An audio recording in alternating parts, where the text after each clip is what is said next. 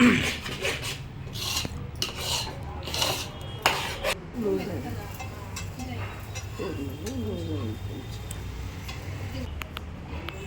అండి, అందరికీ నమస్తే. ఇది మేము ఈరోజు వ్లాగ్ వచ్చేసి మన తెలంగాణ స్టైల్లో బచ్చాలు ఎట్లా చేసాము. ఇది మేము బచ్చాలు అంటాము, ఆంధ్ర సైడ్ అంటే పోలేలు అంటారు, బొబ్బట్లు అంటారట. అది శనగపప్పు అంటే శనగపప్పుతో చేస్తాము. శనగపప్పు ఒక 90%, 95% అట్లా ఉడికించాలి ఫస్ట్. సో చెక్ చేసి మా సిస్టర్ చెక్ చేసినారు. యా దీని తర్వాత ఇంకేం చేయాలి? ఉడికిన తర్వాతకి అట్లా ఆరబెట్టుకోవాలి. మొత్తం ఒక చుక్క డ్రాప్ వాటర్ లేకుండా మొత్తం ఆరబెట్టాలి దాని అట్లా. దెన్ మనకి మంచిగా వస్తుంది. ఆరినంటే చాలా బాగా వస్తుంది. చుక్క లేకుండా వాటర్ అట్లా పెట్టేసేయాలి. ఒక చుక్క వాటర్ ఉండొద్దు, మంచిగా వస్తుంది. మనకు బెల్లం పాకం ముందు పట్టేది ఉంటుంది. బెల్లం పాకం పట్టినాక ఆ బెల్లం అనేది, ఆ బెల్లాన్ని మనము వేడి చేసి ఉడికించాలి. అది ఒక పాకంలాగా వస్తుంది. దాన్ని ఫస్ట్ పీస్ కట్ చేసి చిన్న పీస్ పెద్ద రా మెటీరియల్ బెల్లం. అది చిన్న చిన్నది దాని ఒక బాటుతోని ఒక ఐరన్ రాడ్తో కూడా ట్రై చేస్తే చిల్లుతా అని చెప్పి పేపర్ పెట్టిన, బట్ పేపర్ అంత స్మూత్ కొడితే కావట్లేదు. అది ట్రై చేసిన అట్లా, బట్ అది కాలేదు. అట్లా మెల్లి ఒక పీస్ కొడితే అట్లా అయింది అది. యా అట్లా స్మాల్ చిన్న పీసెస్ చేసి ఒక మీడియం ఫ్లేమ్లో ఉడికించాలి చాలాసేపు. ఎట్లా అంటే బెల్లం గడ్డ సాలిడ్ ఉంది కదా, అది కరిగిపోయి మొత్తం లిక్విడ్ లాగా అట్లా అవ్వాలి. అట్లా అయిన తర్వాతకి దాన్ని ఇట్లా జాలిలో పెట్టి చేయాలన్నమాట. ఎందుకంటే అందులో డస్ట్ పార్టికల్స్ ఉంటాయంట, బూడిదే మిక్స్ ఉంటుందంట బెల్లంలో. ఎందుకంటే అది కూడా ఒకప్పుడు లిక్విడ్ నుంచి బెల్లం తయారు చేస్తారంట, గడ్డ అవుతుందంట అది. సో మనం గడ్డ నుంచి మనం లిక్విడ్ చేసినాం. డస్ట్ చూడండి, అంత డస్ట్ వెళ్ళింది అందులో. అట్లా ఇట్లా వస్తుంది. దీన్ని బెల్లం పాకం అంటాం.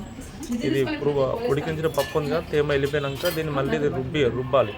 మిక్సీలో గ్రైండ్ పట్టుకుంటే ఇది మొత్తం పౌడర్ అవుతుంది.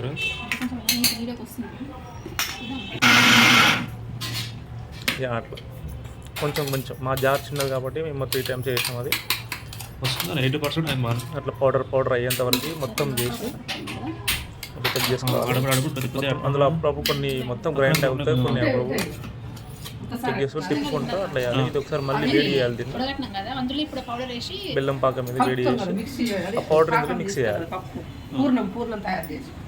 యా ఆ పౌడర్ ఆ మిక్సింగ్ ఎట్లా అంటే చాలా కేర్ఫుల్గా, చాలా ఇంపార్టెంట్ ప్రాసెస్ యాక్చువల్గా ఇది. చూడండి, 2 ప్యాలెల్ ఒకటేసారి సేమ్ టైం చేయాలి. తిప్పుకుంటా అది అందులో వేయాలి. Then only it mix well అనమాట. అది చాలా బాగా మిక్స్ అవుతుంది. లేదంటే కొంచెం అక్కడక్కడ తీయగా సప్పగా వస్తుందంట. సో అలా ర్యాండమ్గా 2 ఒకేసారి అట్లా చేయాలి. అది కానీ ఏమంటే అది మిక్స్ అయిపోయి చాలా రా మెటీరియల్ లాగా అవుతుంది.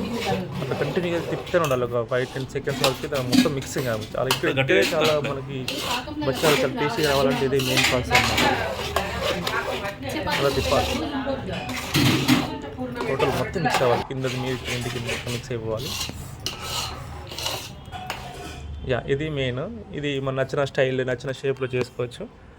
మా మమ్మీ ఇట్లా చేస్తుంది. అది తిప్పిన అది ఉంది కదండి పాకం, బెల్లం పాకం విత్ పప్పు అట్లా మిక్సప్ అయితే లాస్ట్కి అట్లా అవుతుంది. ఇట్లా మంచిగా